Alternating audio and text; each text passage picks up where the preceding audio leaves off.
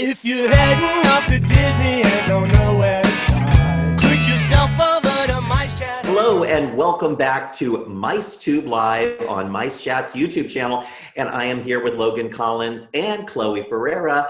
Logan is in California. Chloe is in Florida. I am near Disneyland, and we are going to discuss some big news. It seems like a day can't go by anymore that we don't have interesting news from the parks and the Disney company. And today was a bombshell, because in the past, when there were crises and financial troubles for the Disney company, they would just fire their middle management or their lower level cast members. But today, Logan, what happened? Executives started taking pay cuts. Bob Chapek took a 50% pay cut, and Bob Iger waived his salary entirely when they said more are coming down the line. That sounds like a lot of money, Logan. It sounds like it might be millions of dollars. It certainly sounds like it to me. Just a drop in the bucket. And then some lower level executives also taking pay cuts, 30%, 25%, depending on if they're a senior vice president, or director. So it's kind of scales down, but it's a substantial amount of money, not quite enough to stem the billions of dollars that Disney is losing, but it's a step in the right direction. And Chloe, we have some suspicions as to why the executives are the first ones taking a pay cut this time around. Yeah, so it's definitely going to trickle down into the other teams and lower down on the totem pole, but they started with the highest one, and it's the deepest for sure. But honestly, I think it's the best step that Disney could have done. They're setting a great precedent in unprecedented times, and I think it was much needed. I agree. And if they are going to lay off a substantial number of cast members, which we assume they eventually will in the parks and hotels and Disney stores nationwide, I think it is, I mean, the fans would always say in the past when they did layoffs, well, how come the executives aren't taking a cut? How come it's always the lower level employee that's taking the hit and feeling the pain? And this time around, the Disney company is showing that they are sensitive to the situation, and they're taking the cut first, as though they're saying, you know, we feel your pain and we're going to take some pain too, and then they're going to probably lay off cast members. Now, there's a few things that we want to mention so that people aren't freaking out too much. We don't want to scare cast members, because the federal government did just, it approved a $2 trillion with a T dollar bailout or stimulus plan that includes a lot of money for unemployment. And what will happen is whatever your state would pay, and most states pay about 50% of what you make, and then the government is going to kick in another $600 a week per employee. So that would get most cast members very close to their current wage. So the Disney company, which is losing money, could potentially give its cast members a week's notice or so, let them file for unemployment. They would continue to make a wage very close to what they were getting with Disney, and Disney would have some expenses off their balance sheet until things recover. It does look like those incentives are going to run through July, so hoping that Disney maybe gets restarted sometime before then would be an okay situation for most cast members, assuming that Disney can rehire all those cast members, or at least a good portion of them, and that's my worry. So Logan, what are you hearing is the date the parks might possibly be thinking that they would reopen? Well, we are looking at June 1st. It looks like that's kind of their target date, just based off of the traveling booking dates that have kind of been announced as to when guests can start booking new trips. So I do think it's probably a safe bet to say to be late May, beginning of June is when the parks will probably start to see some action happening in them. I definitely think, I mean, I don't know how many crews are there right now, still kind of fixing up the parks, but they're probably going to have to start bringing people back in the middle of May, I would think, cast member-wise, possibly if they are hoping for a June 1st opening, because they got to restock, I'm sure. They've got to start putting food orders in. There's a lot that goes into maintaining these parks and getting them ready to be opened again. Chloe, do you agree with that? I do. I agree. I think it's a really safe date. there's a PR side of it, where if they did open, maybe too early to try and make some of their money back when it was, bare minimum safe, there would be a lot of guests upset about that. A lot of people would take to social media being upset about that. There might be, boycotting going on. I think June is a safe date as far as, the information we know now about the issues going around our country. So we shall see.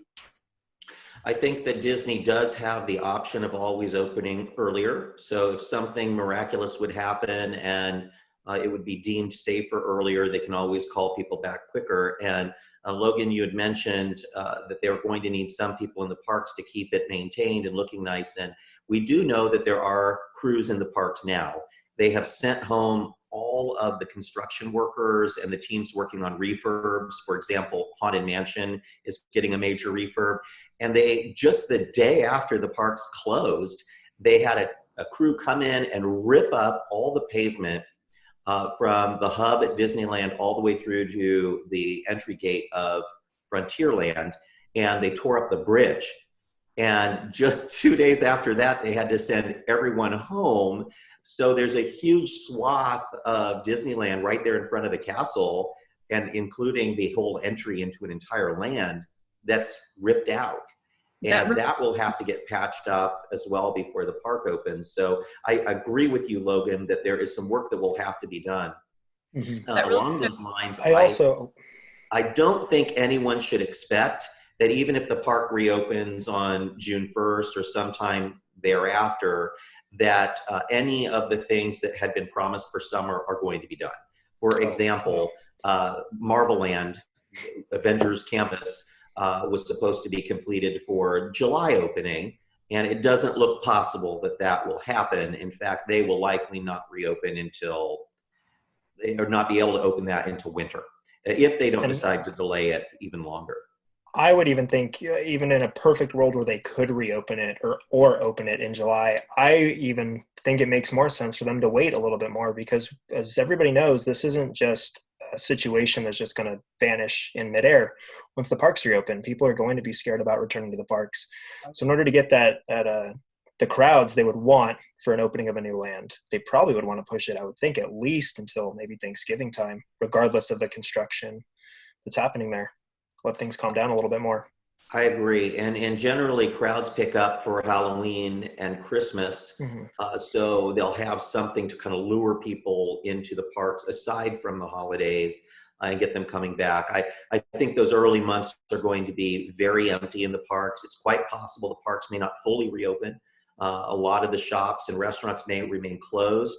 There's no point in having too many facilities open if there aren't enough guests. So I think that what opens initially, and we don't even know what the situation will be like. It's been speculated by some people that parks may have to open under new conditions. For example, maybe only people who have already had the virus and recovered may be able to attend, or they might have to check the temperatures of guests before they enter.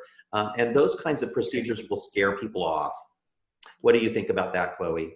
I think there's a potential for character meet and greets to be cut too. And, Disney World, I don't know how many on Disneyland side, but Disney World, there's been a lot of the Streetmosphere characters being cut. Basically all of the World Showcase entertainers around in each country pavilion were laid off or fired and sent back to their home countries. A lot of those are usually, the Streetmosphere acts are usually like the first cut when, things are going financially bad. So I definitely see a lot less extras, less fluff, and maybe even shows, because those do, require large gatherings of people sitting very close to each other. And I think we're looking at a very different Disney than what we've had in the past, unfortunately. At least for some time. And I agree with you. I think things like the Hyperion Theater at California Adventure, where guests are packed in, over 1,000 people into one room for an hour, doesn't make sense. And I'd like to use the cruise ship model, because we had an article on MiceChat today. Disney had to finally notify all the guests on its final sailings on the Disney Wonder that they may have potentially been exposed to COVID-19. One of the passengers on the ship, at least one, is confirmed to have contracted COVID. either sometime during her trip or that she was sick during the trip. And now 2 crew members have tested positive as well. They're in hospitals right now in San Diego. The rest of the crew that didn't immediately leave the ship is on the ship still. And anyone that's not feeling well is in quarantine. So it's very easy to catch this disease when you're in tight confines with other people. And so I think of those shows and those tight spaces a lot like being on a cruise ship. So if someone's coughing right next to you, you're much more likely to get it, or they're touching things and then you're touching the same things. And that worries me about a lot of areas in the theme parks, including seat belts, lap bars, railings in the queues, any door that you might have to open anywhere. There's so many things that people touch, trays in restaurants, silverware. I think that there's all sorts of new procedures that are just going to have to be thought out before the parks can reopen. Maybe at a restaurant, they give you the tray and it's already got a napkin and silverware on it, for example, so that people can't just touch things that other people might be putting in their mouth. And all of that has to be thought out. Any buffets will likely close for quite some time. Self-service soda vending in all of the hotels. At Disney World, that's a big deal, right, Chloe? They give you those refillable mugs. Yeah. I suspect refillable mugs are going to be going away for a while. Yeah, they're a good deal, but is it safe for you to be using a soda dispensing machine that somebody who was coughing puts up next to your freestyle machine? And that worries me. Can you all think of any other things in the parks that might concern you that would have to be thought about? Well, I've tried to walk from Frontierland over to the Haunted Mansion at 9 p.m. on a Saturday night right before Fantasmic starts, and tell you, that's not a fun experience. And the only reason it's not fun is because there's thousands and thousands and thousands of people packed into the most outrageous, tiny little pathways in order to watch that wonderful show. It's worth it, but it might not be worth it when this is going around. And Chloe, what about things like parades and fireworks? Yeah, Fantasmic at Disneyland and Hollywood Studios both, gather thousands of people. Parade, there's only one at Disney World, but I definitely think that would either be scaled back or maybe cut for a little while. I feel like that also falls into entertainment that might be cut temporarily. I've also thought of, queues are everywhere you were talking about the railings at attractions, but also when you check into a resort, when you're waiting for food at the parks, when you're going to check out for merchandise in a gift shop, it's already crowded as it is in, an emporium or something. And now they're going to have to do, maybe the couple feet social distancing at the Disney parks if we're going to, move forward with these new procedures. So. Yep. I think it's all of what we've been saying is more reason why Disney won't be rushing to reopen their parks. They are going to have to wait. Even if the government says you can reopen if you're being, careful about how customers interact with each other in a theme park setting, it would just be overwhelmingly difficult to reopen too soon. For all of the reasons we're talking about. And we would love to hear from all of you watching in the comments below. What are your thoughts? Areas in the park that you're worried about and ways that you think Disney might be able to handle it. Increased washing stations, hand sanitizing locations, removing some things that guests would have to contact with in the past that maybe wouldn't have to necessarily touch in the future, keeping doors of shops and restaurants open all the time, even if it's letting the air conditioning out, all those things that you can think of, contactless payment systems, maybe being able to use the RFID to pay with your phone and other things so you don't have to touch a keypad that would potentially transmit a disease to you, or if you do have to touch something, anything you would have to touch, making sure there's a hand sanitizer nearby. But it also raises the question of waste. I've been into a store. I had to get some food the other day. They had this machine next to the carts that you could wipe the carts down with this sanitizing wipe. Well, that's a lot of trash. And in fact, there was used wipes all over the floor. And I can just imagine what Disneyland would look like if people are just discarding, wipes and things everywhere. So it really does have to be thought about on a lot of different levels. I was thinking about on Disney cruises how strict they are with the hand sanitizing wipes. Every time you enter a dining room, they chase you down with the wipe, which is great because it is a smaller, space, and they want people to keep their hands clean all the time. So you either have to wash your hands or use the hand sanitizing wipes. If they implemented that at the Disney parks, which they might have to, there would be, could you imagine all the wipes they would go through for every single quick service and table service locations for everybody to get a wipe? It's just on a regular day in the theme parks. Let's call it 50,000 people. Right. Either Magic Kingdom or Disneyland, in that range on a given day, a busy day at Disneyland and a regular day at Disney World. And guests wouldn't need one wipe. That's not 50,000 wipes. That's like times the number of things you touch. And it would literally be millions of wipes that they would be going through, and the volume of trash and just producing them, and the cost to the forests and fossil fuels and all that.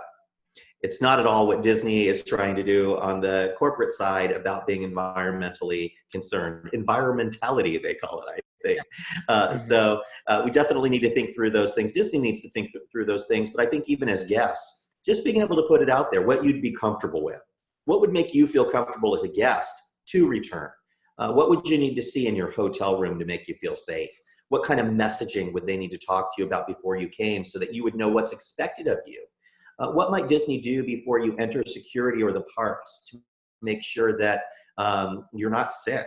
Or what documentation might you have to provide that you've taken a test showing that you have the antibodies for COVID-19, that you've already had it, that you can just show that you're safe? Those are the kind of things that are going to happen for a while in this country. And we're very curious what your thoughts are, because we're not entirely sure. And Disney is obviously struggling through this right now. And the other side of it that we want to hear from you on is, what do you think is going to happen as far as layoffs and perhaps some terminations? Like Chloe was mentioning, a lot of the shows, they haven't just been laid off or furloughed. They've been canceled. They've been given their termination papers. We don't need you anymore. And it's very sad. I think we're going to see that with a lot of performers, for example. They're not going to be called back anytime soon. Just doesn't need to furlough them. They'll just fire them. And I'm worried about that. I'm worried that the Disneyland I love, the music, entertainment, a lot of that's going to be lost. Yeah. But at this point, I really just want the parks to reopen at some point when it's safe. So I think that's going to be the trade-off that we Disney fans are going to have to deal with for maybe years. It's quite possible that it will take over a year. And if what we're hearing now about there being a second wave of the COVID infection, or it mutating and coming back again for next season, we could be going through all this again. And while they might not keep us all quarantined next time, it will be very hard on entertainment enterprises as people fear what happened this time around and just stay away. So, yikes. What else do we have that we need to discuss, guys? Logan. What else do we have to discuss? Well, you had an article that was very interesting about what's coming on Disney Plus. Yes, my April Disney Plus article has been posted on MiceChat.com it breaks down by date, and all the new shows that are going to be coming and a little description. So take a look at it, check it out. Remember that you're particularly interested in. Clone Wars is wrapping up, and I'm very excited for that. And if anybody hasn't watched it and you're a Star Wars fan, as you can see, got my stuff back there. Big time Star Wars fan. I really like that show. I highly recommend checking it out. Chloe, was there anything on the list that you're looking forward to? I wasn't able to pop into the movie theater to see Onward, so I am very excited to finally watch that on April 3rd. And then there was the music of Coco was like a special that they're releasing in early April too. That seems interesting. And Clone Wars, of course. Yeah, that looked interesting to me. There's all sorts of things from Disney Nature and from National Geographic, because this is Earth Month. And as one of the greatest gifts ever to planet Earth, all of us humans being locked inside has really improved air quality. In fact, I was just watching a show on TV and they showed a satellite map of the Earth. And they showed it just before everything shut down for COVID, and then now. And China, for example, that's just a giant cloud, like it's always going to be rainy there. Well, that's not rain clouds, that's just smog. And even their largest cities have just cleared up. Even here in Los Angeles, I had a friend who was in Griffith Park, which is quite inland, And normally from Griffith Park, you might see a short distance. It's a hill. It's where the Hollywood sign is. But you can see all the way out into the ocean to Catalina Island, which is over 50 miles away. So even in LA, just people not driving around, so the exhaust from your car.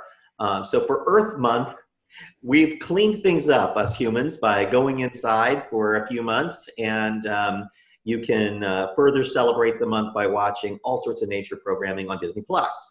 I watched quite a few things even last night, not the new stuff that's coming out obviously in April, but I watched some really interesting stuff on National Geographic via Disney+, and some of it was just really interesting stuff, like finding old tombs, and they use this radar technology to scan the jungles for ancient temples, and they can virtually drain the bay to see what's under the water and where old shipwrecks were. And it's just incredible what National Geographic has done that I never knew about, and being home has given me some time to watch everything, folks. Right? I'm sure it's the same with all of you. It Another certainly is. on Disney Plus that's coming up that I'm looking forward to seeing again is National Treasure.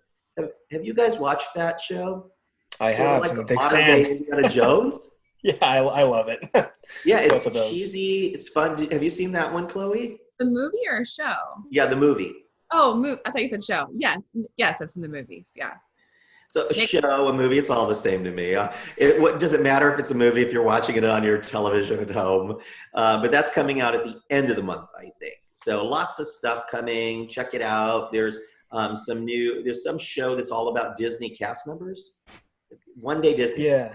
When The One Day at Disney. Yeah, One Day Disney. And they're going to be interviewing the guy that runs Golden Oak, which is Disney's super high-end housing development. And so if you want a $10 million home that's right next to the Magic Kingdom, you need a really, really good credit score and a lot of available cash to live there at Disney World. But you'll find out more about the complex there in that show. I'm looking forward to watching that one. So a number of interesting things.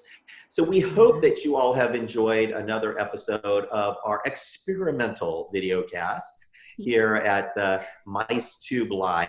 And we'd like to know more from you about what you would like to have us cover on future episodes. So the more good ideas you give us, the more often we can do a show, because we're really only going to do them when Logan or Chloe says, hey, Dusty, why don't we discuss such and such? So make sure that you give them lots of good ideas, and we'll be right back with you real soon. Hi, guys. MiceChat, that's where it's at.